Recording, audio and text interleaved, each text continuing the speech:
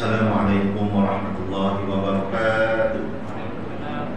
Innal hamdalillah nahmaduhu wa nasta'inuhu wa nastaghfiruh wa na'udzu billahi min shururi anfusina wa min sayyiati a'malina. Faman yahdihillahu fala mudilla lahu wa man yudlil fala hadiya lahu. Qala rabbi ishrah li sadri wa yassir li amri wahlul 'uqdatam min lisani yafqahu qawli. Fa'amma semoga Fadil dan Kursi Surau Al-Jawahar, semoga Fadil dan guru saya Tuan Haji Andik bin Haji Arifin, dan juga bapak-bapak, Tuan Imam, Tuan Bilal, Tuan Haji dan juga puan-puan hajah, dan juga ulama-ulama di sinilah ya, yang mungkin saya tak kenal, dan tapi insyaAllah dikenali oleh orang lain. Dan insyaAllah hari ini saya nak kongsikan kitab yang saya kira mungkin bapak-bapak semua dah pernah baca, tapi mungkin lupa, atau pernah baca tapi tak ada pernah ingat, iaitu kitab karangan Al-Hafiz Ibnu Katsir, Al-Mukhtasarul Bidayah wan Nihayah, iaitu ringkasan kitab Bidayah wan Nihayah karangan Al-Hafiz Ibnu Katsir. Kitab ini kalau kita tak buka maka susah nak baca. Jadi saya tolong bacakan, dan juga saya tolong bedah. Kalau kurang mohon ditambah, dan juga kalau ada kelemahan mohon dibetulkan.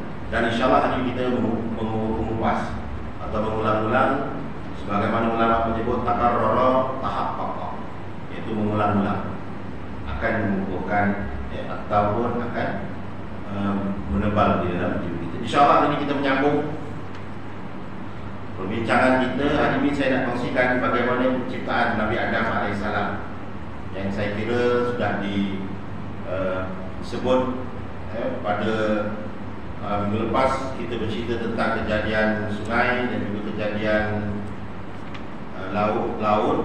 Maka hari ini saya nak cerita tentang kejadian Nabi Adam AS, yang kalau kita tengok secara maknanya Adam ini banyak makna. Adam ni kalau kita tengok daripada kamus Arab ada menyebut Adam, maknanya adalah aslaha wa alafa. Aslaha yang membaik, dan juga wa alafa yang mendamaikan. Adam juga maknanya kulit. Kulit. Adam ni maknanya kulit. Adama khabaza maknanya kulit, iaitu adamahu, iaitu mengandulnya ataupun menjadikan dia ataupun mengulinya. Adama ni maknanya mengandul ataupun menguli. Jadi kisah Adam ni tuan-tuan disebut oleh ulama sebagai Abu Bashar, iaitu bapa segala manusia. Mana Allah Subhanahu Wa Taala menciptakannya daripada tanah, dan juga Allah Ta'ala perintahkan kepada para malaikat untuk sujud respect kepada Nabi Adam.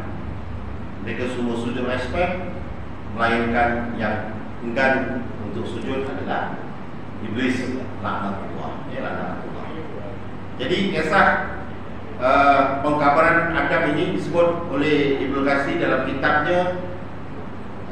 Maknanya Allah Subhanahu Wa Taala sebelum dia menciptakan Nabi Adam, dia mengkabarkan, dia mendendangkan. Kerana apa? Kerana kejadian Adam ini tuan-tuan adalah kisah yang sangat besar. Macam besok raya, malam ni pastinya akan ada pengkabaran daripada penyimpan buku besar. Dia akan cerita dalam TV, saya mewakili gini-gini bagi kan, contohlah di bagi debu lah, penyimpan buku besar mengatakan besok raya akan dijadikan pada hari-hari berikutnya. Begitulah dia pelaksanaan. Maknanya apa? Maknanya satu benda yang besar, satu benda yang hebat, perlu ada pengkabaran yang begitu. Begitu juga dengan kisah terciptanya Nabi Adam, dikabarkan sedemikian. Kenapa? Kerana Adam ini suatu peristiwa yang besar. Dalam satu firman Allah Subhanahu Wa Taala dalam surah Al-Baqarah ayat 30, Allah Taala menyatakan, a'udzubillahi minasyaitonir rajim, inni ja'iluhu fil ardi khalifah. Surah Al-Baqarah ayat 30 menyebut menyebut, sesungguhnya aku hendak menjadikan seorang khalifah di atas muka bumi. Maknanya dikabarkan kerana ia adalah suatu perkara yang besar dan juga suatu perkara yang agung. Dan juga ulama menyebut apakah sebab dia dikabarkan sedemikian, tujuannya adalah Allah Subhanahu wa taala ingin memberitahu kepada malaikat dan yang lainnya bahawasanya penciptaan Adam ini adalah merupakan pengagungan dan ia suatu yang hebat. Sebab itu dia dikabarkan oleh Allah Subhanahu wa taala atas penciptaan Adam dan juga anak-anak keturunannya, sebagaimana halnya telah dikabarkan kepada perkara yang agung sebelum penciptaannya. Maknanya sebelum penciptaannya itu dikabarkan dulu. Maknanya penciptaan Adam ini suatu perkara yang agung. Bila sesuatu yang agung perlu digembar-gemburkan. Macam nak keluar kereta, katakan nak keluar kereta bersih baru, maka mulalah iklan sini. Belum lagi keluar benda besar kan, macam tinju kan, ada perlawanan tinju heavyweight dunia antara Mike Tyson dan Evander Holyfield. Ada tinju, ada itu, ada contoh lah ibu-ibu kan. Tapi kalau tak tinju-tinju kosong gitu je, tak perlu nampak tak benda besar. Ini benda besar, maka ada gembar-gemburnya. Itu yang pertama. Jadi tuan-tuan, kisah terciptanya Adam ini juga disebut oleh Allah Subhanahu wa taala dalam berbagai surah-surah yang lain. Tapi surah Al-Baqarah ayat 30 mewakili tentang keagungan penciptaan Adam alaihi salam. Jadi ketika sini adalah dialog oleh malaikat kepada Allah Subhanahu wa taala. Para malaikat bertanya sebagai bentuk meminta informasi. Jadi pertanyaan malaikat kepada Allah Subhanahu wa taala bukannya pertanyaan protes, tapi ulama menyebut adalah sekadar permintaan information dan ingin pengetahuan daripada Allah Subhanahu wa taala tentang hikmahnya diciptakan Adam alaihi salam oleh Allah Subhanahu wa taala. Soalannya dalam surah Al-Baqarah ayat yang sama. A'udzubillahi minasyaitonir rajim. Bismillahirrahmanirrahim. Ataj'alu fiha man yufsidu fiha wa yasfiku dima'. Sadaqallahul azim. Mengapakah engkau hendak menjadikan khalifah di atas muka bumi itu orang yang akan membuat kerusakan padanya dan juga menumpahkan darah? Ini pertanyaan ini bukan pertanyaan sebagai satu bentuk protes, tapi ulama bersepakat pertanyaan oleh para malaikat satu bentuk minta informasi. Minta informasi atau minta pengetahuan lanjut tentang penciptaan Adam alaihi salam. Jadi tuan-tuan, dekat sini diceritakan Allah Subhanahu wa taala menerangkan kepada para malaikat, aku mengetahui apa yang tidak kamu ketahui, ya. Ini a'lamu wa antum. Allah telah menjawab bahwasanya qala inni a'lamu ma la ta'lamun. Sesungguhnya aku mengetahui sedangkan kamu tak mengetahui. Ma la ta'lamun. Aku mengetahui apa yang kamu tak mengetahui. Maknanya Allah itu Maha mengetahui. Mana malaikat pun tak tahu hikmah diciptakan Nabi Adam alaihissalam dan juga keturunannya. Jadi tuan-tuan, ulama menyebut bahwasanya bukan Adam saja yang akan diciptakan, namun keturunannya juga akan diciptakan. Maknanya penciptaan Adam ini malaikat tahu bahwasanya lepas Nabi Adam alaihissalam akan ada keturunan yang lain yang akan lahir yang dilahirkan selepas diciptanya Nabi Adam alaihissalam. Maknanya bukan diciptanya Adam saja, maknanya ada lagi penciptaan lain. Mana keturunan-keturunannya daripada tulang rusuk Nabi Adam alaihissalam. Daripada tulang rusuk Nabi Adam itu terlahirnya Siti Hawa, Siti Hawa yang merupakan pasangan kepada Nabi Adam alaihissalam. Jadi tuan-tuan, Jadi kat sini Allah Subhanahu Wa Taala menjelaskan kepada para malaikat atas kemuliaan Adam dan juga atas mereka dalam hal keilmuan Allah Subhanahu Wa Taala. Kat sini Allah Taala mengajarkan Nabi Adam nama-nama benda-benda keseluruhannya. Ulama menyebut tentang Allah Taala memberitahu keseluruhan ilmu kepada Nabi Adam. Dan ilmu yang ada pada Nabi Adam ini dikongsikan oleh seluruh umat manusia. Oleh Nabi Adam ini dia ilmu dia tinggi, kemudian diagih-agihkan ilmu-ilmu yang ada pada Nabi Adam itu kepada umat-umat yang lain. Jadi mungkin ada yang pada kita tak ada pada orang negro, contohnya lah kan. Mungkin ada pada orang negro, mungkin tak ada pada kita. Mungkin ada pada orang sana, tak ada pada orang sini. Namun yang apa yang ada pada Nabi Adam itu semuanya ada pada umat-umat yang selepas. Nak menggambarkan ilmu Nabi Adam ni, Allah Ta'ala menyebut keseluruhannya. Maknanya Allah Ta'ala telah mengajarkan ilmu kepada Nabi Adam ni keseluruhannya. Dalam firman Allah Subhanahu Wa Ta'ala surah Al-Baqarah ayat yang ke-31 menyebut, A'udzubillahi minasyaitonir rajim, wa 'allama Adam al-asma'a kullaha. Allah Ta'ala telah mengajarkan nama-nama kullaha, keseluruhannya. Keseluruhannya ini maknanya ada yang memberitahu, menafsirkan tentang makna keseluruhan ini. Maknanya ada yang menyebut kebanyakan ilmu, ada yang menyebut ilmu-ilmu yang kita ada pada kita, ada pada orang lain. Ianya telah diajarkan kepada Nabi Adam alaihissalam. Jadi Ibnu Abbas radhiyallahu anhu menyebut iaitu nama-nama yang dikenal oleh manusia ada 4 keutamaan yang dimiliki oleh Nabi Adam alaihissalam. Ibnu Abbas menceritakan ada 4 ciri-ciri keutamaan yang dimiliki oleh Nabi Adam alaihissalam. Yang pertama, Allah Subhanahu Wa Taala menciptakan Adam dengan kudrat, maknanya dengan kehendaknya yang mulia. Maknanya Adam ni memang Allah Ta'ala tentukan. Maknanya Allah Ta'ala, memang kita semua pun ditentukan oleh Allah SWT, tapi Nabi Adam ni memang kehendak Allah Ta'ala. Memang satu benda yang memang Allah Ta'ala memang mengutamakan penciptaan Adam ini. Sebab itu Ibnu Abbas radhiyallahu anhu menyebut tentang keutamaan Adam ini. Pertama, memang makhluk yang memang memang dikehendaki oleh Allah Subhanahu Wa Taala penciptaan ini. Macam kita ni tuan-tuan kalau mengandung, betul lah satu wanita itu mengandung, belum tentu yang dilahirkan anak hidup ataupun mati.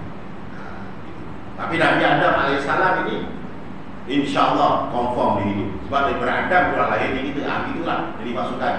Maknanya keutamaan Adam. Yang kedua, Allah Subhanahu Wa Taala juga meniupkan roh kepada Nabi Adam. Setelah dia diwujudkan, maka adalah fasa-fasanya, ada fasa-fasanya, malaikat-malaikatnya yang dipilih oleh Allah Subhanahu Wa Taala. Antaranya dalam satu riwayat, antara malaikat yang dilantik untuk mengambil tanah adalah malaikat yang menyambut-nyambut. Kalau saya bahasa dekat Israel. Malaikat Israel itulah yang paling berani dan keras. Dia tak ada rasa kasih sayang lah. Dia akan minta tanah, dia minta tanah mana-mana. Malaikat-malaikat lain ada yang surrender. Malaikat Israel itu akhirnya dia dipilih oleh Allah Subhanahu Wa Taala menjadi malaikat yang akan mencabut nyawa. Sebab apa? Sebab dia malaikat yang dalam nama-nama malaikat dia berani. Malaikat ni dia ada hati perasaan. Dia ada perasaan, cuma dia tak ada nafsu saja. Tapi dari sudut perasaan dia ada. Dari sudut perasaan, akal dia ada, taat dia ada. Cuma dia tak ada maksiat dan engkar, itu sifat malaikat. Tapi sifat pemikiran dia ada. Sifat pemikiran dia ada. Sifat pemikiran dia ada. Maknanya dia faham. Sebab itu buktinya Jibril berbual dengan Nabi kan. Jibril juga sama-sama ditadarus dengan Nabi. Maknanya dia ada hati dan istilahnya begitulah. Cuma dia tidak ada sifat engkar. Jadi malaikat ni begitu juga. Ada malaikat yang mungkin dia tak berapa berani. Wallahu a'lam lah, tentu saya tak berani nak mengupas lebih, tapi nak menunjukkan antaranya malaikat Israel yang diperintahkan oleh Allah Subhanahu wa taala.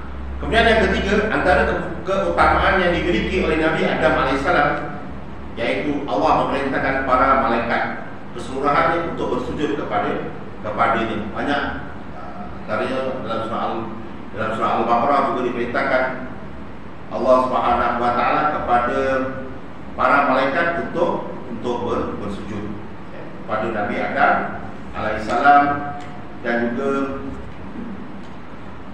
semuanya sujud respect melainkan iblis. Aba wastakbar, enggan dan engkar. Kalau enggan, engkar lagi. Aba maksudnya enggan.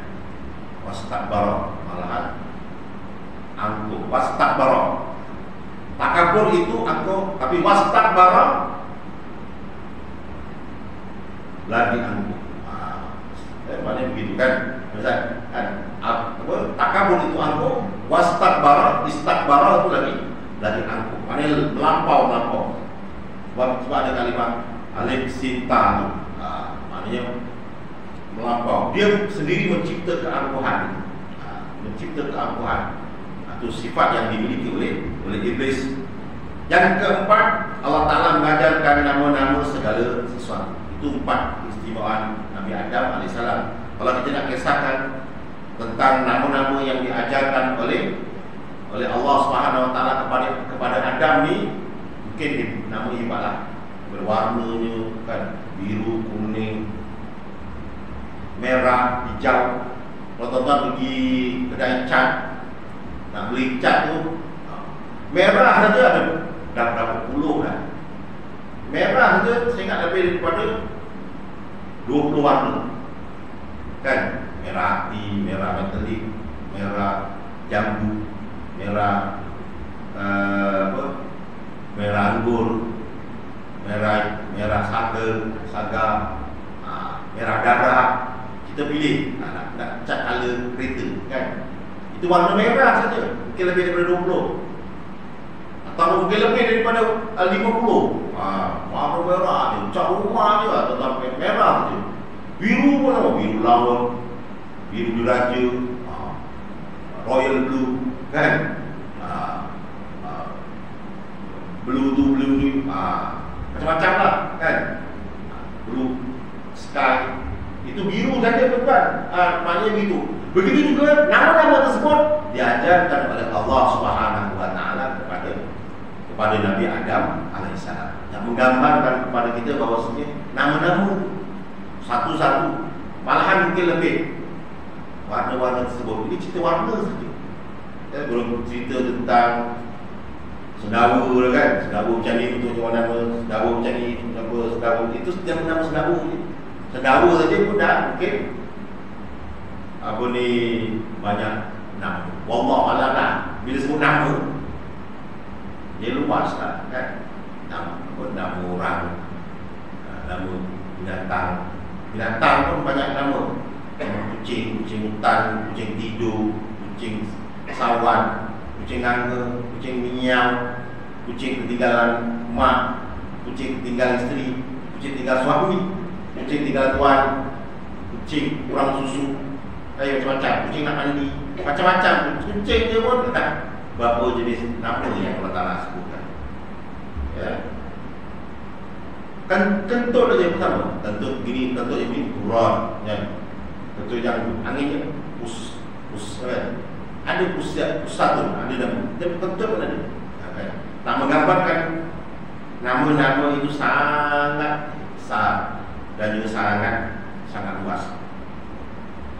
Jadi tuan-tuan, itu yang keempat antara keistimewaan Nabi Adam alaihissalam. Jadi kat sini ada dialog lah. Iblis memandang dirinya dengan jalan menganalogikan dirinya dengan Adam. Lantas dia melihat dirinya lebih mulia daripada Adam, sehingga dia menolak untuk bersujud kepadanya, meskipun telah ada perintah agar dia dan segenap malaikat bersujud. Ada perintah tapi engkar. Sebab waktu ada pepatah menyebut Iblis masuk surga, sombong baru keluar daripada surga. Manusia belum masuk surga sudah sombong, sudah engkar. Maknanya apa? Sedangkan Iblis itu dikeluarkan daripada surga sebab tak nak hormat Adam dia. Tapi manusia kadang-kadang katakan tak hormat orang tu, tak hormat guru, tak sembahyang pun ramai, kan? Bayangkan tuan. Bayangkan. Tapi itu pun masih pagi-pagi boleh makan nasi secangai, boleh sama-sama bertek dengan orang-orang yang taat pada Allah Ta'ala, boleh buka kedai lagi, boleh buka restoran besar lagi, boleh buka kedai kereta lagi, boleh buka bangunan lagi, boleh jadi orang berjaya lagi dalam kehidupan. Masya Allah. Takut, takut kita ke situ, takut ke situ. Sedangkan Iblis tak nak hormat kepada Adam. Itu pun saja sudah jadi kesalahan yang besar bagi Allah Subhanahu Wa Taala. Apatah lagi ada di kalangan manusia yang tak sembahyang, tak sujud kepada Khalik. Mana menggambarkan tentang perbezaan gitu. Iblis dengan manusia itu maknanya kalau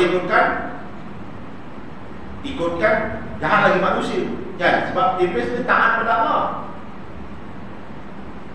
Dia cuma tak nak sembah, tak nak respect Adam ni, bukan dia tak sembah Allah. Dia sujud Allah ni perfect, betul tak? Tak ada pun mengatakan yang dia tidak perintah, tidak taat beribadah kepada Allah. Tak ada. Kita pun tak tahu berapa ribu tahun, berapa juta tahun Iblis beribadah kepada Allah Subhanahu Wa Taala. Cuma dia tak respect dengan Adam saja, kan? Tak sujud respect saja. Tapi ada di kalangan manusia yang mungkin sepanjang hidupnya tak sembahyang, betullah, tak taat Allah Ta'ala, tak nak puasa, bukan sekadar sakit. Apa lagi? Tak nak bersedekah. Apa lagi? Mengabaikan menutup aurat. Apa lagi? Maksudnya begitulah. Yang paling besar tak tolak lah, kan? Masih biasa lagi, masih tamu lagi, kan? Masih rasa aman lagi. Bayangkan kita, bila sembahyang ni dikaitkan, itu dah pakai tudung tu betul-betul suka, wah dikaitkan. Biar kita tak pakai tudung tapi kita baik. Itu fatwa, ini fatwa Iblis. Ini kalau fatwa Iblis kita tu lah. Antara fatwa Iblis, dia bila kita cakap yang baik lah, kita apa mana baik? Pakai tudung mengumpat ke tak pakai tudung mengumpat? Fatwa Iblis. Jadi pun kita paling nak jawab. Jadi kita bercakap yang baik dia pakai tudung, tak, jangan mengumpat. Tapi kalau pakai tudung pun dah bagus lah. Maknanya begitulah. Yang baik diteruskan. Itu maksudnya. Ini contoh, contoh yang mudah, tuan-tuan. Pakai seluar pendek, suka bantu orang ke ataupun pakai seluar panjang tak suka bantu orang? Mending, kan? Maknanya yang bantu orang pakailah sepanjang. Kalau pakai seluar pendek, kalau tak paksa pakai seluar pendek lah, terpaksa, kan? Dan seluar panjangnya tak ada, pakai seluar pendek. Tak bukan ada yang pakai seluar pendek dengan sengaja. Mungkin seluar panjang itu koyak, ataupun orang curi, terpaksa lah pakai seluar pendek untuk dia cari seluar panjang. Maknanya kat situ perkara-perkara yang kita boleh ambil contoh, ya. Jadi tuan-tuan, dekat sini ulama menyebut Iblis keluar daripada rahmat Allah Subhanahu Wa Taala kerana dia telah merendahkan Adam. Bukan kerana dia tidak taat pada, tidak menyembah Allah, tapi kerana dia merendahkan Adam saja, dia keluar daripada rahmat Allah Taala. Maknanya apa? Kita boleh ambil kesimpulan dalam dunia ini. Kita tak tahu mana satu bentuk ibadah yang mendekatkan diri kita dengan Allah Ta'ala, dan kita tak tahu mana bentuk maksiat yang menjauhkan diri kita daripada Allah Subhanahu Wa Taala. Jadi itu boleh kita ambil pengajaran dekat situ.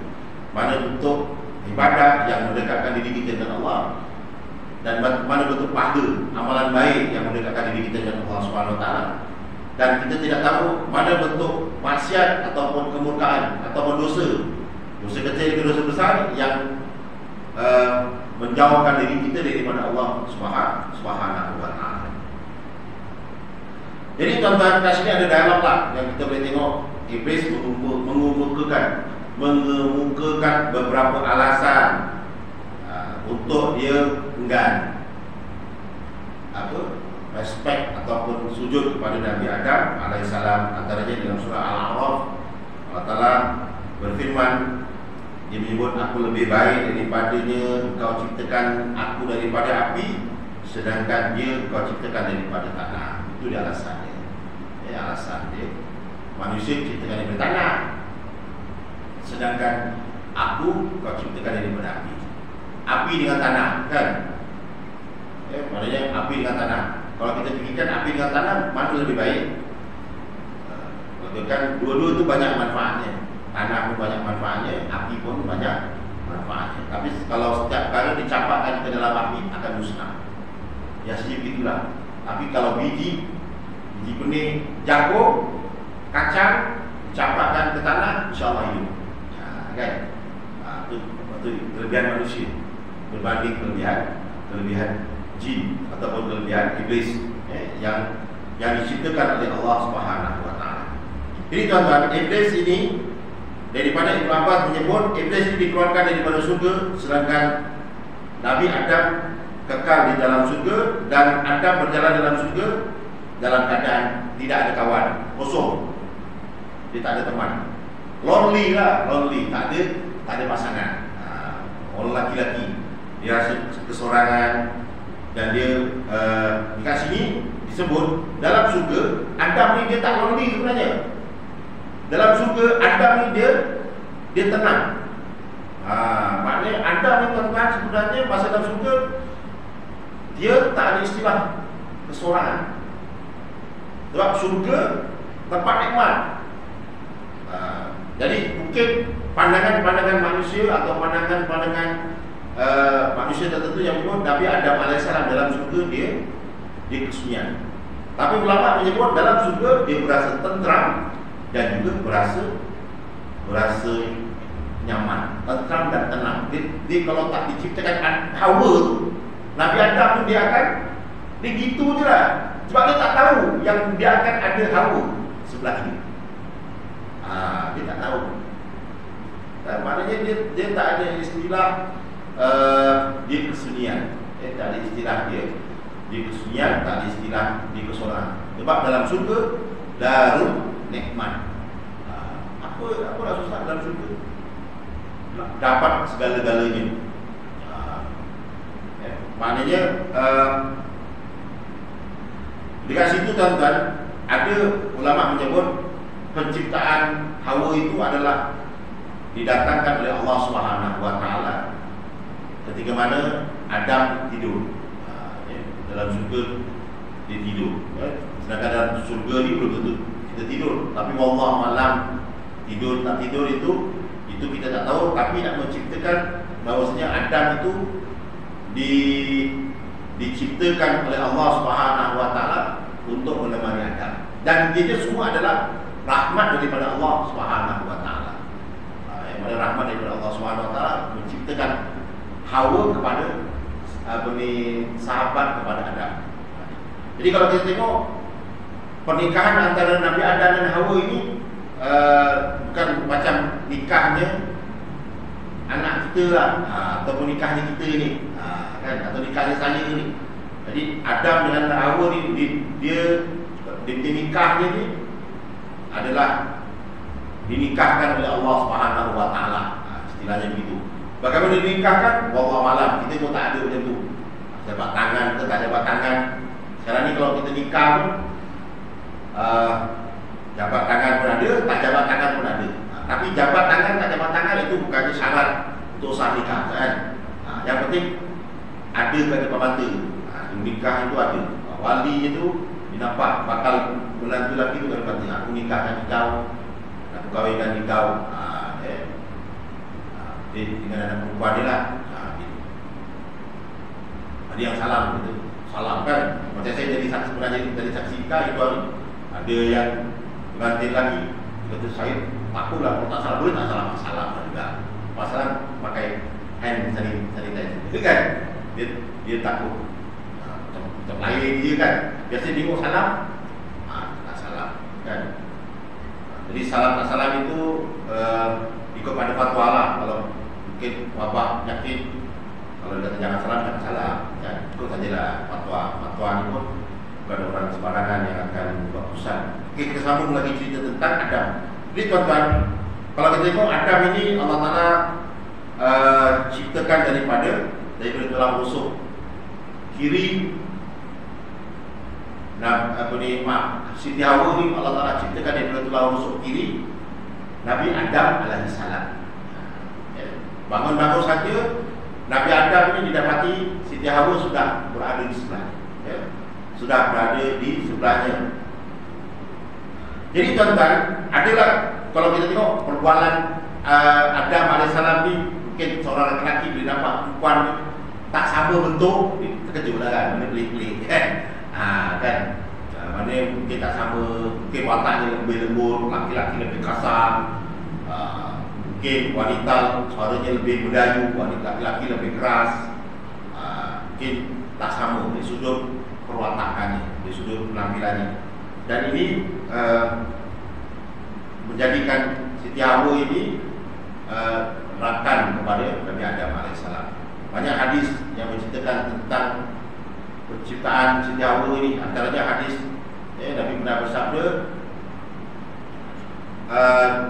berwasiatlah kamu, bercakaplah kamu dengan wanita dengan lemah lembut, kerana perempuan itu diciptakan daripada tulang rusuk. Fa innal mar'ata khuliqat min dilani. Jadi tuan-tuan, apa makna Hawa? Apa makna Hawa? Hawa ini dia berkata hayyun, hayyun hidup. Hawa hayyun. Kerana apa? Hayyun itu juga daripada perkataan fa'ala, hayawa kan. Hayawa maksudnya hidup. Hawa, wa itu adalah kata asal bagi hayyun. Hayyun itu hidup.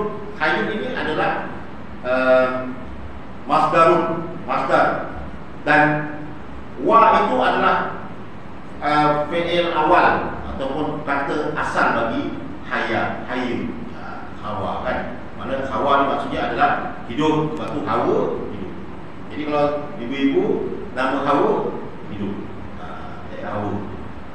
Hawa maksudnya hidup. Daripada Hawa inilah hayyun, hayawan kan, yang kehidupan. Hayawan ini adalah kehidupan sebenarnya, sesuatu yang hidup. Kita panggil haiwan kan, hayawan, haiwan. Tapi manusia disebut haiwanun natiq, binatang ataupun haiwan yang berkata-kata. Tapi kalau kita tengok haiwan dengan binatang itu lain sebenarnya. Kalau binatang itu lebih kepada yang buruk, tapi haiwan ini ada suatu yang maknanya kehidupan. Haiwan, yang maknanya suatu perkara yang hidup, suatu yang hidup. Jadi Hawa ini adalah merujuk kepada sesuatu yang hidup. Wallahu a'lam lah. Tapi Hawa ni maknanya hidup, maknanya hidup. Daripada Hawa inilah kehidupan. Sebab tu kalau kita tengok wanita tu memang banyak memberi inspirasi terhadap kehidupan.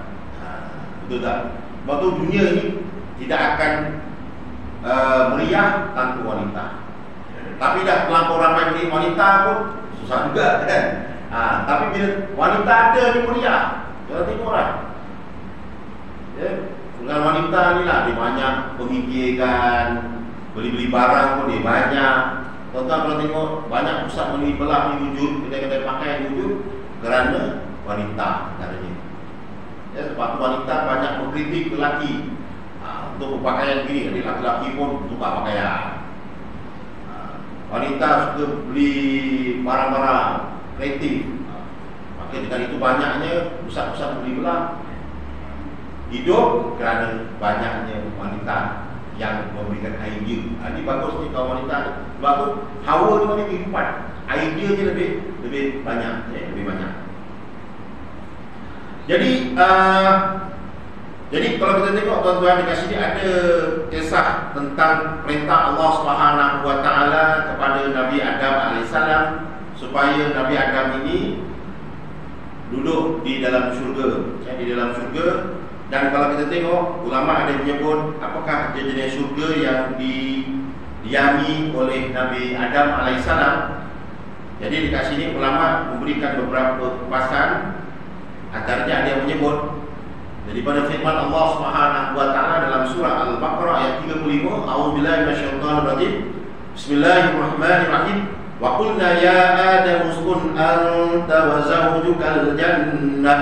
Shadaqallahul azim. Dan kami berfirman, wahai Adam, diamilah oleh kamu dan isterimu surga ini, al-jannah. Jadi ulama menyebut alif lam di sini kembali kepada ma'buduz zanni. Ma'buduz zanni iaitu yang menyebut al di situ adalah surga al-ma'wa. Jannatul ma'wa lah. Jannatul ma'wa ni surga yang paling tertinggi sekali. Kan? Al-ma'wa paling tinggi, bawah dia baru al-firdaus. Saya lah. Jannatul firdaus jatuh nombor 2. Yang paling tinggi jadi Jannatul Ma'wa. Jannatul Ma'wa ni paling tinggi. Kedua adalah Jannatul Firdaus. Jadi al di sini ulama ada menyebut al sebab apa tidak sebut nama surga itu secara tepat. Jadi ulama menyebut zaujukal jannah. Al di sini ada yang memberikan penafsiran maknanya Jannatul Ma'wa. Jannatul Ma'wa. Ada yang memberikan pandangan sedemikian. Maknanya pandangan al di sini maknanya Jannatul Ma'wa. Jadi al di sini ada yang memberikan pandangan yang ini tempat tinggal yang berupa surga al-ma'wa. Jadi pandangan daripada ulama. Ada ulama yang menyebut sedemikian. Jadi ada juga sebenarnya dikukuhkan oleh satu hadis Nabi SAW daripada Abu Hurairah radhiyallahu anhu menyebut tentang kisah bagaimana Rasulullah SAW bersabda, Allah akan mengumpulkan kamu manusia pada hari kiamat, lalu bangkitlah orang-orang yang beriman. Ketika surga didekatkan kepada mereka, mereka mendatangi Nabi Adam AS seraya berkata, wahai bapa kami, mohonkanlah kepada Allah agar surga dibukakan untuk kami. Maka Adam menjawab, bukankah kalian dikeluarkan daripada surga akibat dosa bapa kalian? Ini kisah tentang satu hadis Nabi SAW tentang bagaimana di akhirat, di dalam hadis ini menceritakan tentang bagaimana nanti di akhirat kisah antara umat manusia yang minta kepada Nabi Adam supaya dibukakan surga kepada umatnya. Tapi kat sini tuan-tuan, hadis ini menyebut tentang dalil yang kuat serta menunjukkan dengan jelas bahawa yang dimasukkan dengan surga itu adalah Jannatul Ma'wa. Ini kisah tentang bagaimana ada yang berpandangan sedemikian. Tapi ini pandangan daripada ulama. Tapi hakikatnya wallahu a'lam. Sebab kat sini al-jannah wa zawjukal jannah surah Al-Baqarah ayat 35 ini tidak dijelaskan nama surganya. Sekadar al-jannah. Jadi mungkin ada juga yang memberikan pandangan yang berbeza. Mungkin surga al-firdaus, mungkin surga al-adnan, kan? Mungkin surga itu, surga ini. Kerana surga itu ada 7. Dan hakikatnya tempat surga itu adalah rahsia daripada Allah Subhanahu Wa Taala. Ilmu yang diberikan kepada kita ni tak banyak, sikit je. Maka hakikatnya Adam memang datang daripada surga. Daripada surga turun kepada bumi. Di sini tuan-tuan, juga Allah Subhanahu wa taala merahsiakan tentang pohon khuldi. Pohon khuldi iaitu pohon kekal, dan ianya dirahsiakan oleh Allah Subhanahu wa taala tentang bagaimana pohon khuldi itu tak boleh dimakan dan sebagainya. Ini semua adalah salah satu daripada kemaslahatan yang Allah Subhanahu wa taala nak berikan kepada manusia. Bagaimana nanti dengan dia makan tersebut, Allah Subhanahu wa taala akan turunkan Nabi Adam ke bumi. Ini semuanya rahsia daripada Allah Subhanahu wa taala. Jadi di sini ada beberapa perbezaan di kalangan ahli tafsir dan juga para mufassirin yang menyebut tentang perbezaan pendapat saja. Kenapa tak disebut, kenapa disebut dan sebagainya. Dan juga tentang nama-nama surga ni pun ada yang berpendapat bukan Jannatul Ma'wa. Ini pendapat. Jadi ini hanya, tapi ada yang menyebut yang paling majoriti, ada yang menyebut Jannatul Ma'wa. Jadi tuan-tuan, saya kira kisah tentang Nabi Adam ni dia panjang sebenarnya, tapi namanya pun ringkasan. Jadi saya pun cakap ringkasan jugalah. Jadi ringkas pun ringkas. Jadi kat sini seterusnya kisah tentang dua orang anak Nabi Adam AS. Jadi tuan-tuan, kalau kita perasan kisah anak Nabi Adam AS, satu nama Qabil, satu nama Habil. Qabil dia seorang yang sulung dan dia ada kembar. Dalam satu kisah menyebut kembarnya itu cantik berbanding dengan Habil, yang mana kembarnya ini cantik juga, tapi ia menjadi rahsia daripada Allah Subhanahu wa taala supaya Habil mengawini kembarnya Habil, manakala Habil mengawini kembarnya Habil. Jadi rahsia Allah Subhanahu wa taala. Adalah beberapa sebab dalam Al-Quran disebut bagaimana akhirnya Qabil ini membunuh adiknya Habil, dan dia tidak tahu macam mana nak buat dengan jasad Habil, dan akhirnya datang satu pembelajaran daripada Allah Subhanahu wa taala yang memutuskan dua ekor gagak yang sedang bergaduh, dan akhirnya seekor meninggal, dan Allah Taala menunjukkan bagaimana gagak tersebut menanam bangkai kawan ini. Kat sini ada kisah bagaimana Qabil tidak tahu, dan dia sangat malulah pada gagak itu. Kenapa? Kerana kata macam ini pun aku tak tahu, sehingga aku terpaksa belajar dengan gagak. Maknanya nak menunjukkan Qabil ini dia mungkin menyesali tentang pembunuhan adiknya. Dan juga dekat sini dikisahkan kepada kita juga sebelum kematian Habil dan juga sebelum pembunuhan oleh Qabil, bagaimana Allah Ta'ala memerintahkan kepada kedua-dua anak Nabi Adam AS supaya membuat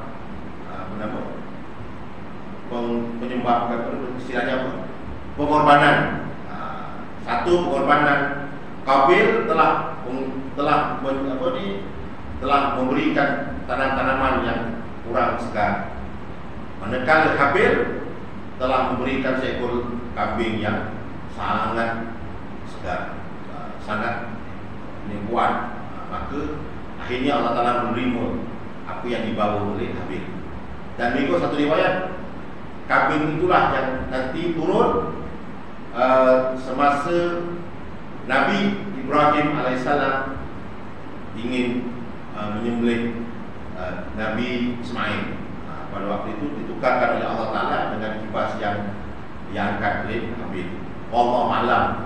Tapi ini kisahnya saya kira sudah maklum. Ibu-ibu, bapak, tuan-tuan pun dah dengar kisah ini. Namanya pun ulang-ulang, kan? Mengulang-ulang supaya apa yang kita ingat, lupa kita dapat ingat kembali.